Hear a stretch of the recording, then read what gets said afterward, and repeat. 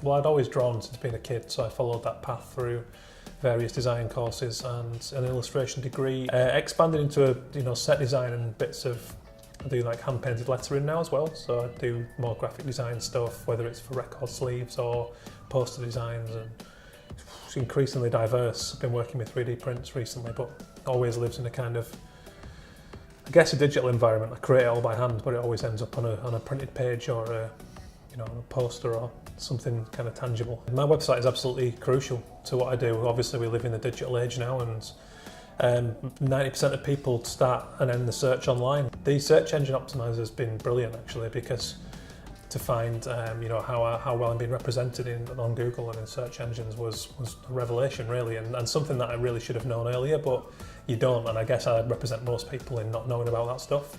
So I found the tool very simple, very straightforward, and yet the depth of information I was being given was fantastic. So it was, I found it really good to work with and valuable, really valuable. Knowing that stuff, then you can start to focus a little bit and work on certain areas, and it just gives you far more insight into your own business. And I can implement the things that I'm being told from this tool, which is golden information. If I find out that a certain project or a certain, let's say for example, videos are not quite getting the views that I need them to be getting, this tool's going to be a really good reason to find out why, and then take that back to my developer and actually action that. So it's almost a brief. I'm being given, what's lazy and what's efficient, and then I can then, that's homework. I can go back and really start to work harder at that. Whereas before, I really didn't have that information. So the best I could do was go on Google and type in my own name.